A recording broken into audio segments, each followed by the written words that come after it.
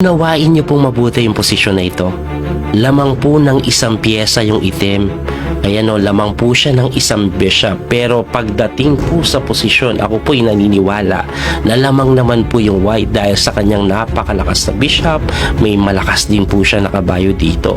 Puti po ang titira. Ang tanong dito, sino ang totoong lamang? Yung materially up na black o yung may atake na white? Ang gawin nyo po, i-post nyo po yung video, pag-isipan nyo kung sino talaga ang lamang. Tapos pag nakita nyo na po yung sagot, i-comment nyo lang po sa comment section. Anyway, wag nyo pong ipe-play hanggat hindi nyo nakikita yung sagot dahil sasabihin ko din po sa katapusan ng video eh. Okay? So pag-isipan nyo na. Kung nakita nyo na, congratulations sa mga nakita. Ang galing nyo dahil ang tamang sagot po, puti ang lamang. At hindi lang po basta-basta lamang, completely winning na dahil ito po ay forced checkmate in 4 moves. Mate in 4 moves. Alam niyo kung anong ginawa?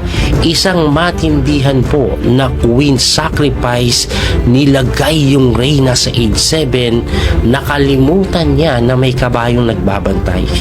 Siyempre, kinapture po yan, persado. Tapos tumalon yung knight sa age 4, going to G6, check po yan. At isa lang po ang square ng black king, tumakbo po yan sa G8 na sinundan ng knight takes E7. Ayan o, na-port pa nga, pero eto matindi dito eh.